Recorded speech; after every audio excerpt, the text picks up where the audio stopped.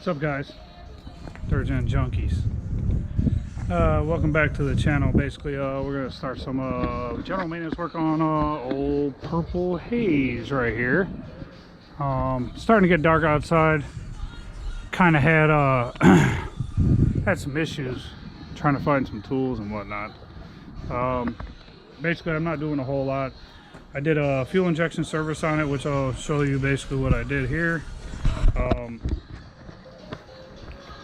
I bought 2 bottles of this STP fuel injector cleaner. What I do is I put one in the gas tank, and then the other bottle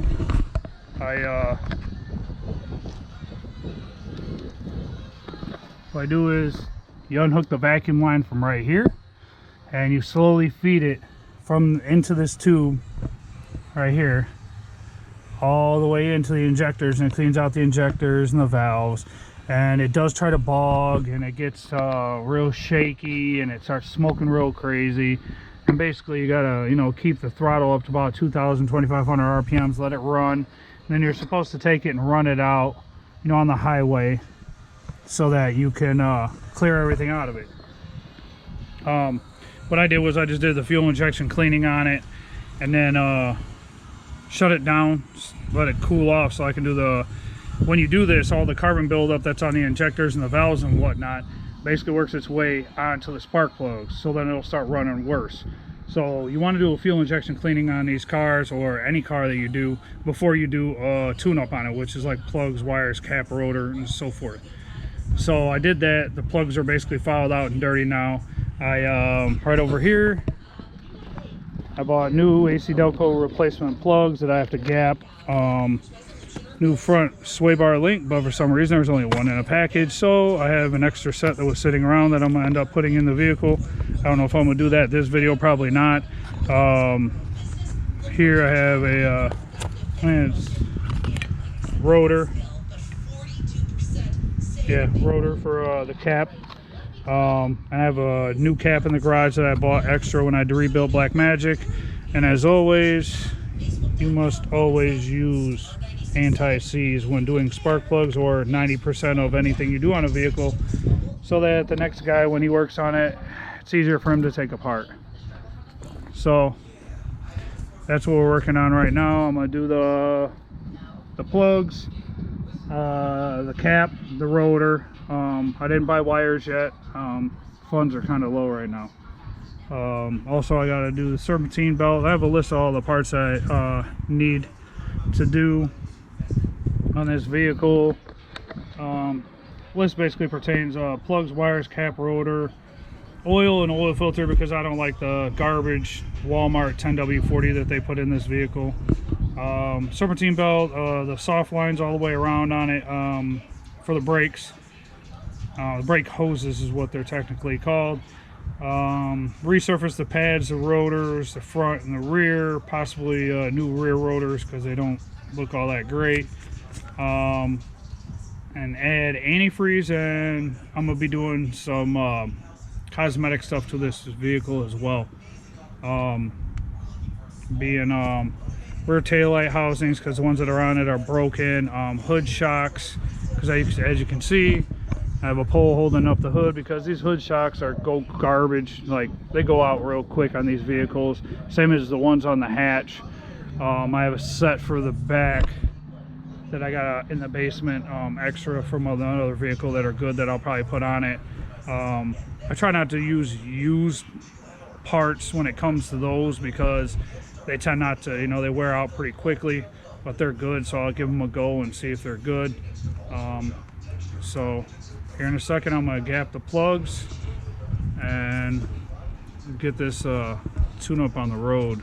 I probably will have to jack the car up and put it in the air, because a few of the spark plugs are actually a whole lot easier to get from the bottom side. As you can see, the passenger side, you have all this smog, emissions, garbage in the way. You got the tubes down there that go to the exhaust manifolds. All that stuff's in the way, so I'll probably just jack it up and do that stuff from the bottom. Driver's side, for the most part, is pretty easy. You can get to all of them except for, I think, the very back one. So one at a time, I'll pull them off and change them out, and it looks like the gap on these spark plugs are 0.035, so I'm going to gap them right now. Alright guys, so basically right here we have a throttle body TBI car fan. I'm going to be stealing one of these bolts off of it here. I need one for the fan on Purple Haze.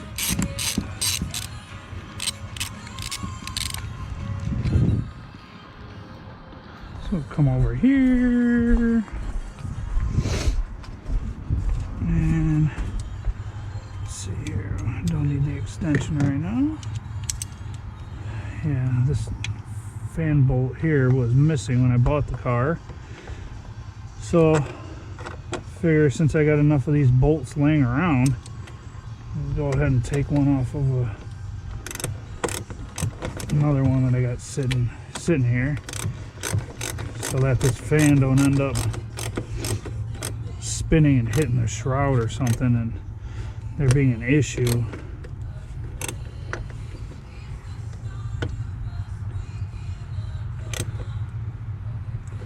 Seems like this bolt might not be the right one.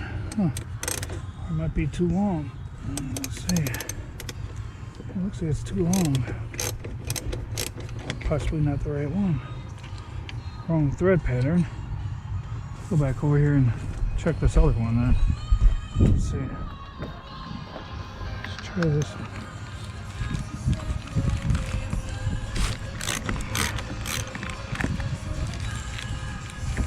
Might be the same bolt pattern, I'm not sure. Let's try this one and see.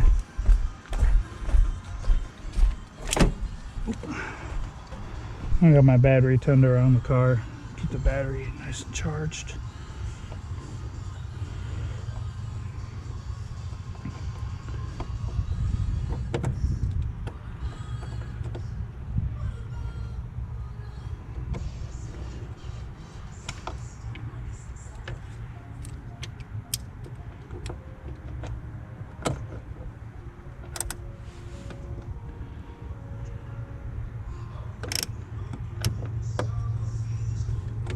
Good one on here. Let's see if this bad boy works because it's shorter. Yep. There we go. Nice. So the fans all won't be hitting the brand new radiator that was installed before I bought the vehicle, and looks like it might work pretty well. Got my 6-inch ratchet or extension. Probably need my 3-inch. So I can get these spark plugs going. And I got my nice new Milwaukee light I got from Vess and my wife. Oh, also this stupid coolant cap is cracked. Just cracked again and fell in half, and I have an extra one that was laying around as usual. So I got a nice new coolant cap. Take this thing over and throw it in the garbage right here in the recycling bin. Gotta remember to recycle, guys. Help save the ozone, possibly save the world, you never know. So yeah, start with this first plug right here. Wow, spark plug was barely on there. Got my 5/8 deep well socket, spark plug socket. So spin this bad boy around so it'll lock on there. So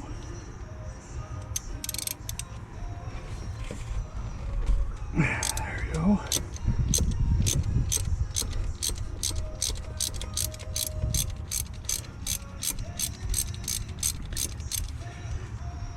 Pull this off. Up here. Pull the first one out and see what it looks like. Don't look too bad. You see Delco CR45 TS. These are the short ones. And see, the new AC Delcos I got are AC Delco 41627. Doesn't really matter. Yeah, it'll work. Let me put the old one back in one of those boxes.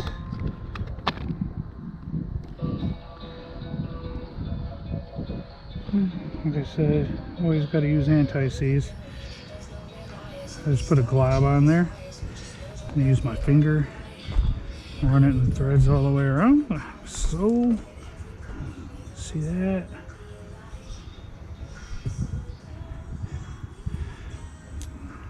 Because you don't want a whole hell of a lot on there, but you want enough that it keeps everything from seizing up.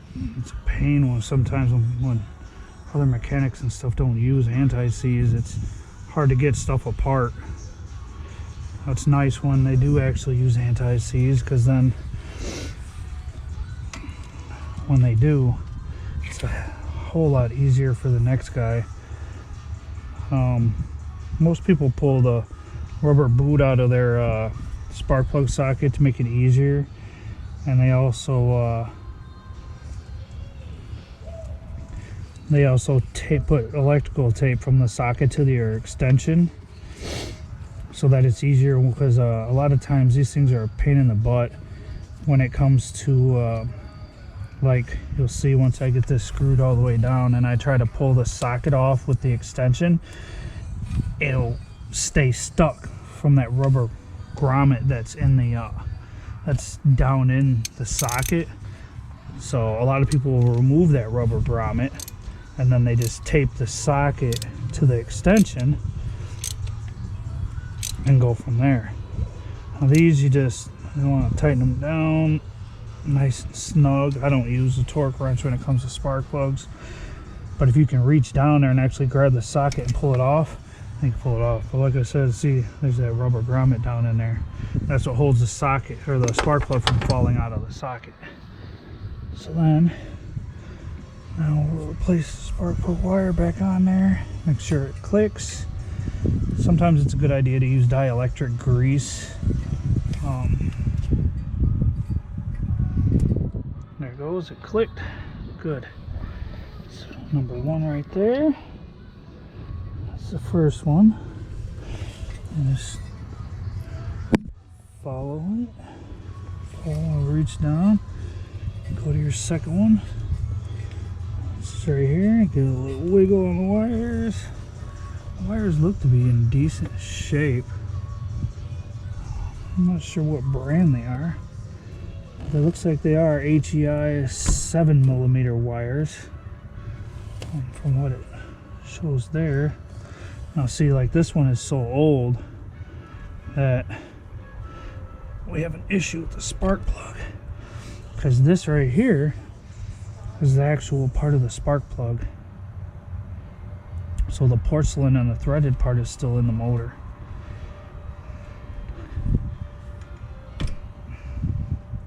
So I have to get me a pair of pliers or something and pull that bad boy out of there. Let's see what I got laying around for tools over here. Well, they're not right, but I might be able to get them out with this. Get it out. A pair of side cutters. We call dikes. There we go. See? That's part of the damn spark plug.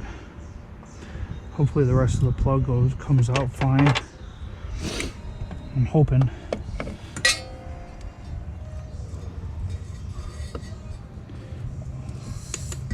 Find out. I think this is the one that's kind of a pain, because you can't use an extension. Can't use an extension on it to get to it, so you gotta use just the socket and the ratchet. And there's not a whole lot of room down in here to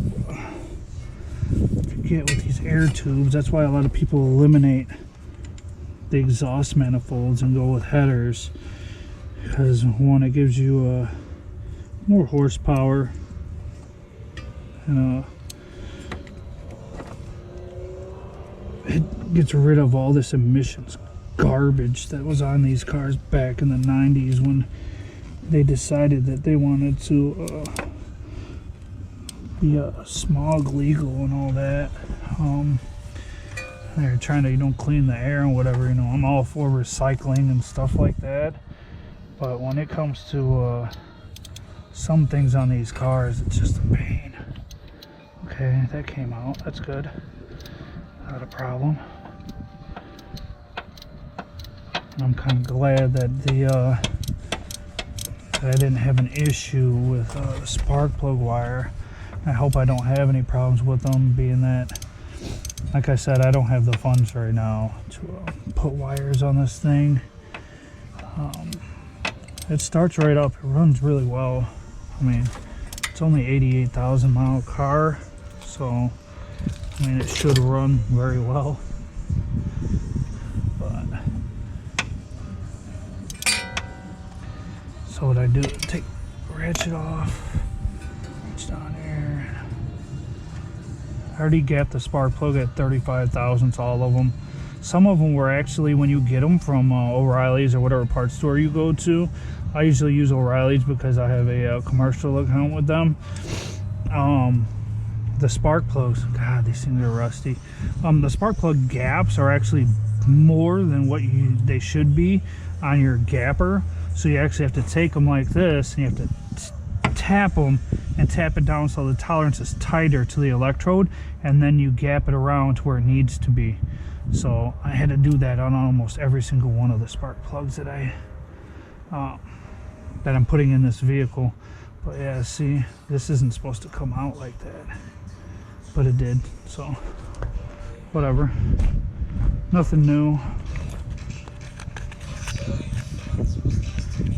The music's not the greatest. I mean, it is whatever I can get on the radio at that point in time, and a lot of times I don't. It's just background noise, kind of give you a little bit of motivation. Some of the radio stations around here are not the greatest, so I mean, I just deal with whatever I got for the most part. Get this guy in here. Come on. There you go. Let's stick this bad boy down here. The bad part about these is a lot of times, I mean, as a mechanic, and almost every mechanic knows, when it comes to working on these cars, I mean any car for that matter, a lot of stuff that you work on, the way it's engineered, there is no you're gonna see what you're working on. The engineers engineered it the easiest and cheapest way possible so that they could you know, mass produce these vehicles. And a lot of this, they did not make it easy for your average person that bought the vehicle to work on them. And that reason being is so that you would have to take it back to the dealership so that they could make more money, thus, you know, charging up the economy by basically producing revenue. Same with like alternators and starters.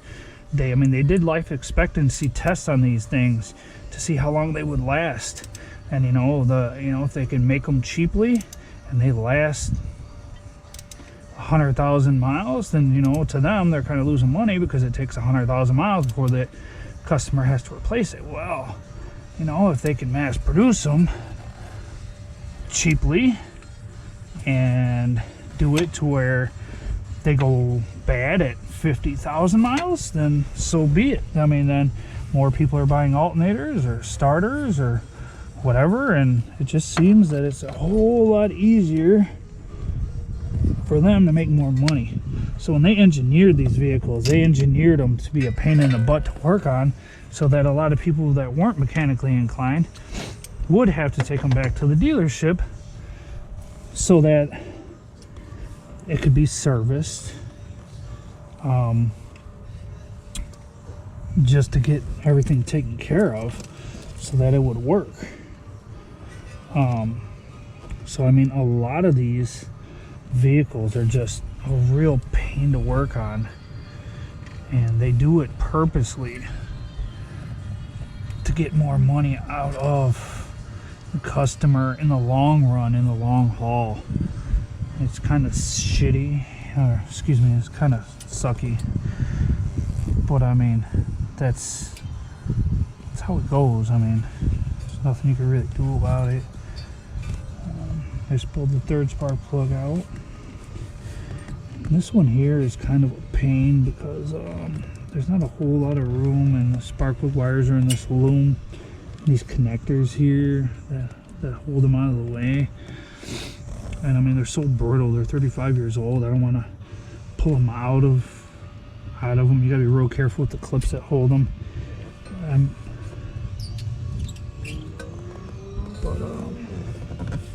playing with the oxygen sensor. That's just the metal clasp. But I don't know, these vehicles, I mean, they're a pain in the butt, but not bad.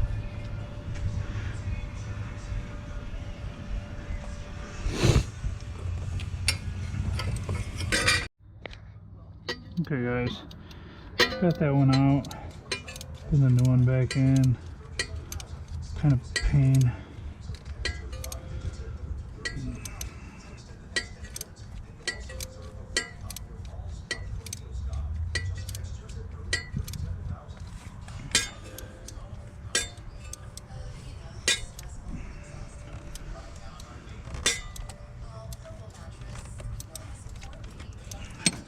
Oop. Ratchet fell off here. Let's get that back on there.